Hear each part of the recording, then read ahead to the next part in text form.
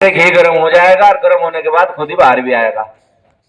तो आप मेरी आवाज सुन रहे होंगे जरूर, आपने आदमी जरूर छोड़े हुए होंगे कि देखो क्या हो रहा है क्या नहीं हो रहा है करेंगे, लेकिन ये कब तक बरकरार रहेगी इसका ना हमें पता है और ना हमारे साथियों को पता है।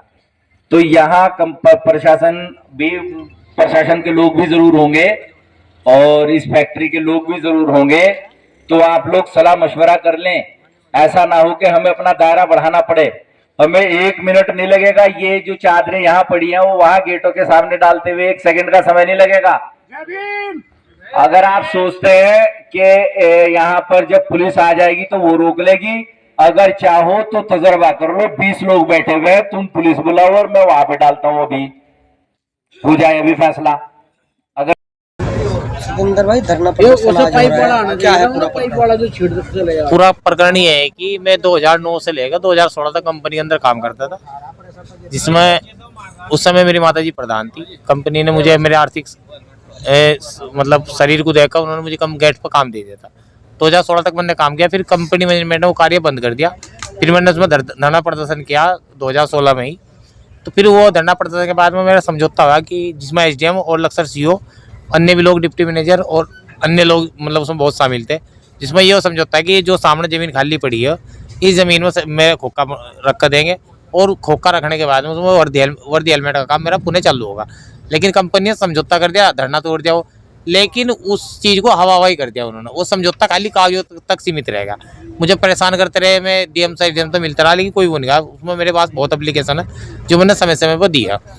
फिर होता क्या है कि मैं 2018 में डीएम साहब के पास जाता हूँ, दीपक रावत जी के। जैसे मैंने उनकी छवि देखी थी, मगर वो कहीं ना कहीं मेरे साथ इंसाफ करेंगे। मैंने उन्हें पूरा मामला बताया तो उन्होंने इस पूरे वाक्य को सुनकर उन्होंने कहा कि आपको 12,000 रुपये कंपनी 2 मजदूरों का देगी, चाहे आप मजदूर रखिए और ना रखिए, लेकिन आपको 12,000 रुपये कंपनी देगी। उन्होंने एसडीएम के नाम ऑर्डर किया, एसडीएम साहब ने हम लेकर आए उस ऑर्डर को। तो लक्सर एसडीएम ने उस ऑर्डर को पढ़ते हुए कंपनी प्रबंधक को बुलाया। कंपनी प्रबंधक ने उसी हिसाब से मेरे से डॉक्यूमेंट्स ले लिए, जो ट्रांसफ़र करने की जो भी फॉर्मेलिटीज होती है, चेक ले लिया, पैन कार्ड, आधार कार्ड। और फिर मुझे कहते रहे कि अब मिल जाएंगे, अब आ जाएंगे, अप्रूवल नहीं आई, हेड ऑफिस से ये नहीं आया। मैं भी उनकी बात को समझता रहा कि चलो अप्रूवल लेने में टाइम लगता है, लेकिन ये सब कुछ बिल्कुल हवाई हो रहा था। फिर उसके बाद में कोरोना काल लग गया। 2019 में कोरोना काल में, ये 20 में बंद कर दिया गया था ये। मेरी मांग ये है कि जो मजदूर रहते थे, लगभग उनका बहुत सारा पेमेंट रुका है, 3-4 साल का उनका पेमेंट है, और बिजली का बिल भी है बहुत ज़्यादा। मैं इस दुनिया भर के कर्जे में बन चुका हूँ, और ये सब कुछ इन्हीं की वजह से होया। क्योंकि अगर मेरा कार्य सुचारू रूप से चलता तो शायद मैं इस आर्थिक मंदी के नीचे ना आता। मैं अपनी मांग ये रखना चाहता हूँ कि जो कंपनी ने समझौता किया था और जो डीएम साहब ने जो भी आदेश दिए थे वेतन मान के या मान दे के, उसका अब तक का पूरा निस्तारण किया जाए। हेलमेट का कार्य था, जो कम गाड़ियाँ सीमेंट भरने के लिए आती है उनको हेलमेट देना और रेडियम जैकेट देना किराए पर, जिनका 20 रुपये किराया था। हाँ, उसके लिखित में दस्तावेज है मेरे पास। ये साहब का, ये डीएम साहब का लिखा है, और उसमें एक एसडीएम साहब का। हाँ, कंपनी प्रबंधन इस धरने से शुरू करने से पहले कंपनी प्रबंधन से बात की थी, जिसमें हमारे जिला अध्यक्ष मोहनदास जी, हमारे प्रदेश के महामंत्री राजू टांडा जी और अन्य लोग विधानसभा अध्यक्ष और तहसील संयोजक उस बीच में उपस्थित थे। उनका रवैया उस समय यह था कि उन्होंने हमारे प्रदेश के जो पदाधिकारी आए थे जिले के भी, उन्होंने अंदर कंपनी में भी उन्होंने एंट्री नहीं ली, और उन्होंने ये सोचा कि ये कोई ऐसे ही छोटे मोटे आदमी आ गए, और उन्होंने मतलब नेगेटिव बात रखते हुए कोई पॉजिटिव रेस्पॉन्स नहीं दिया था। 2009 से लेकर 2016 तक तो मैंने इसमें अगस्त तक मैंने सैलरी पर काम किया। फिर उसके बाद 16 से लेकर जब ये मेरा समझौता हुआ, और 20 तक इन्होंने फिर मुझे ये गोमती तक काम किया, जब तक कोरोना काल रहा। कोरोना काल शुरू होते ही फिर ख़त्म कर दिया था।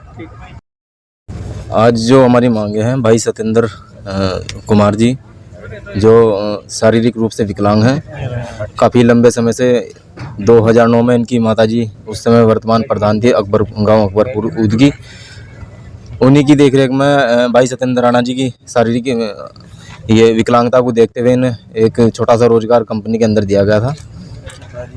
2009 से लेकर 2016 तक इनका रोजगार चला। उसके बाद कंपनी ने इनको निकाल दिया गया।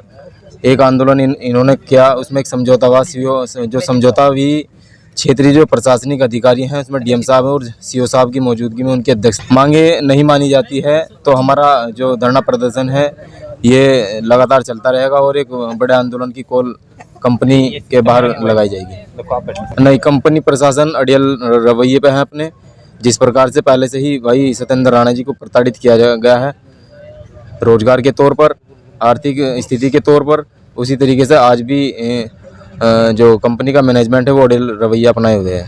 सबसे पहले तो मैं धन्यवाद करना चाहता हूं पत्रकार महोदय। देखिए, ये सत्येंद्र भाई के आपने अभी सुना है, ये एक पीड़ित और क्या कहते हैं एक लाचार इंसान है। मनुष्यता भी इस चीज़ को कहती है कि अगर कोई ऐसा लाचार इंसान हो तो हमें उसकी मदद करनी चाहिए, और जबकि इसका तो हक बैठता है। ये यहाँ पर कंपनी में पहले कार्यरत था, फिर इसे जो है 8 दिन का ब्रेक दे के इसके साथ जालसाजी करके षड्यंत्र रच के इसे कंपनी से बाहर कर दिया गया। खैर, इसने बेचारे ने अपनी पूरी टीम बुलाई, जो कि इनकी दिव्यांग समिति की एक टीम है पूरी, उसे बुलाकर यहाँ पर वार्ता की गई। वार्ता भी बड़े बड़े अधिकारियों के सामने की गई, ऐसे ही नहीं कैसे वैसे किसी आदमी के सामने वार्ता कर ली गई। इस कंपनी के भी बड़े लोग थे और साहब प्रशासन के भी बड़े बड़े लोग यहाँ पर आला अधिकारी मौजूद थे। उनके बीच में जो 2016 में जो इनका फैसला हुआ, जो इनका समझौता हुआ, उस समझौते पे इन्होंने सब्र करके और उस पर अमल करना शुरू कर दिया। लेकिन मैं पहले बता चुका हूं कि कंपनी की मानसिकता पहले से ही सही नहीं थी, पहले से ही षड्यंत्रकारी थे ये लोग इसके मामले में। इन्होंने कुछ दिन तो ये काम चलने दिया इसका, फिर उसके बाद में इस पर भी नाकेबंदी करनी शुरू कर दी। देखिए, एक तो सबसे बड़ी वजह यह है कि ये जो ये प्राइवेट सेक्टर जितने भी हैं, इनका ये रहता है कि अगर ये 10,000 सैलरी देंगे तो 20,000 का उसका पहले उससे कमाई करना चाहेंगे। इनका पता है कि ये बेचारे थोड़े से अपाहिज हैं, थोड़े से मजबूर हैं, तो इन्हें ये इतने यूटिलाइज नहीं लग रहे होंगे काम करवाने के बाद में। लेकिन ये क्या मामला हुआ कि साहब तुम्हारा एक कर्मचारी अगर मजबूर है तो तुम उसे निकाल के बाहर फेंक दोगे, उसे दर दर भटकने के लिए मजबूर कर दोगे। उसके 20 बच्चों का क्या होगा? वो भूखे मरने की उसे नौबत आ गई, लाखों कर्जे के अंदर वो चला गया है। एक इंसान मरने के लिए मजबूर है, वो आत्महत्या जैसे उसके विचार आ रहे हैं उसके मन में के अंदर। अब क्या हमारी तो सीधी मांग है कि साहब जो 2016 में जो इन्होंने समझौता किया था शासन और प्रशासन के मौजूदगी में और इनके जो नुमाइंदे थे उनकी मौजूदगी में, उस पर अमल किया जाए। जो कुछ इनका बैठता है वो इनको दिया जाए और बाकी इनके भविष्य का भी फैसला किया जाए कि आगे इन्हें कौन सा काम दिया जाएगा, कौन सा आप इन्हें कहाँ पे रखना चाह रहे हैं। हमारी सीधी सी हाँ, देखिए मैं बता रहा हूँ, अभी हमें 2 दिन हुए हैं अपना धरना प्रदर्शन करते हुए। अभी भी हम मौका दे रहे हैं, क्योंकि देखिए एकदम से किसी पे वो नहीं करना चाहिए, क्या पता वो भी कुछ अच्छा सोच रहे हो। यही सोच के हमने धरना प्रदर्शन चालू किया है। अभी तक अंदर से हमारे पास ना कोई मिलने के लिए आया है, ना ही कोई यहाँ पर देखने के लिए आया है। लेकिन यह मैं आपके चैनल के माध्यम से बता दूं कि आज़ाद समाज पार्टी और भीम आर्मी का मामला है। बहुत जल्दी यहाँ पर आप एक बहुत बड़ा प्रदर्शन देखेंगे, जिसमें यहाँ पर बहुत भारी भीड़ जुटेगी। अभी तो हम थोड़ा सा, क्योंकि हमारे माननीय प्रदेश अध्यक्ष जी भी यहाँ पर मौजूद नहीं है, तो अभी बहुत जल्दी यहाँ पर एक बड़ा मामला होने वाला है और हो सकता है हम यहाँ पर गेट के ताले लगाकर हम इसके सामने बैठे।